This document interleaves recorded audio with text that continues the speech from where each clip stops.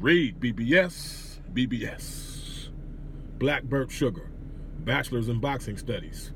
Televisión. So we learned recently that Terence Crawford will complete his 2019 with a WBA mandatory defense against Egidijus Kavaliauskas. And that's the pronunciation I'm rolling with for the entirety of this video. It is what it is. Crawford 35-0, 26 KOs, one of the 1 or 2 or 3 best fighters on the planet, bar none. Kavaliauskas, he's like 21-0-1 with a good bit of KOs too, 17 KOs. The problem is that blemish on his record came at the hands of the patently average Ray Robinson, who's like 24-3-2 with only 12 KOs. So you going tooth and nail and basically tying with a guy like that doesn't lend itself to you having chances, even remote chances at all, of being competitive with Bud Crawford. So it'll be yet another kind of meh welterweight matchup for Bud. Horn, meh. Benavidez, meh. Khan, meh. And now Kavaliauskas, meh. It's not Bud's fault. It's the whole, top rank PBC thing, but it is what it is. Bud. The B in Bud basically stands for B-side at this point, B-side Bud. Pertaining to the Spence-Crawford negotiations in particular. This ain't shade. This ain't hate. I said hi and bye to Bud as early as 2013. Him and Mikey Garcia, who was with Top Rank at the time, they shared a card, downtown Dallas AAC. Real cool dude, laid back dude, very accommodating. Same with Bo Mack. I was also there right in the mix when Crawford and Spence had their respectful exchange at the Maurice Hooker, Alex Aceto fight in OKC. Again, high and by, wasn't no big deal, but he's a good, cool dude. So this ain't coming from a place of hate or shade. Make no mistake about that. And while you're at it, check out the recent Joe Rogan interview with both Bud and Bo Mack. Rogan, so Bud is not the most charismatic dude. You got to really pull meaty shit out of him. And Rogan did a good job of that. It's the best interview I've personally seen Bud involved in. And Bo Mack, who's always a character, was part of it also. Check that out. But yeah, you're the B-side, bruh. Pertaining to Spence negotiations, you're the B-side. Men lie, women lie, boxing fans, media, trainers, fighters, promoters lie, but numbers don't lie. Numbers don't lie, simple as that. And in 2 pay-per-views, Bud, he did 50 to 60,000 buys for the Postall fight.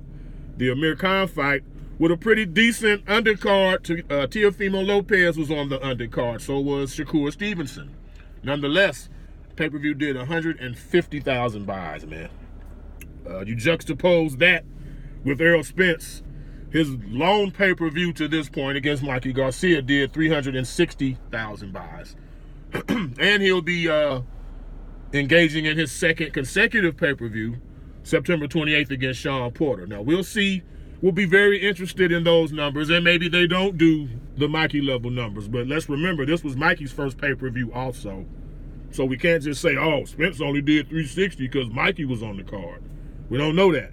We'll find that out after the Shawn Porter pay-per-view.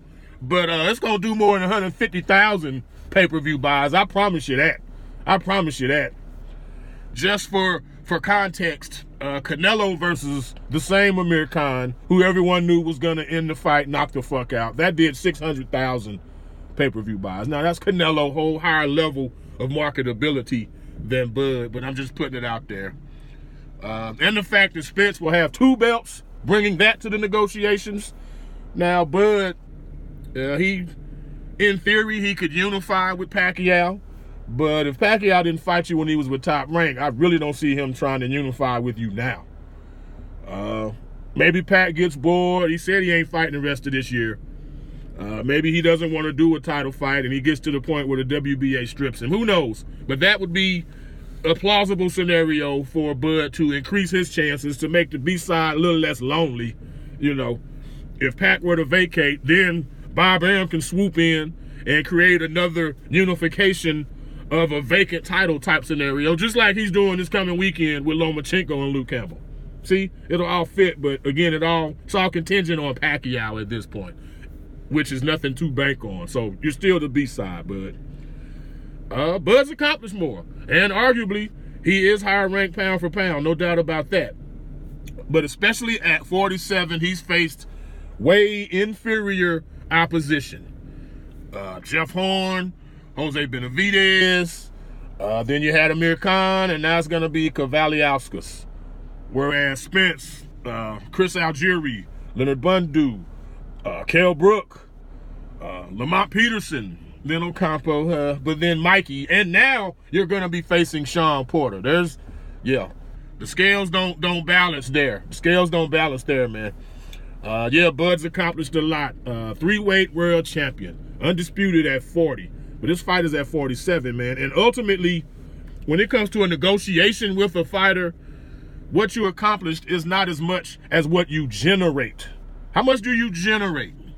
And that's where it's gonna be a B-side Bud type of thing, man. It just is. Simple as. REED-BBS. Black Burke Sugar, Bachelor's in Boxing Studies. Televisión! When all is said and done, there's nothing left to say or do.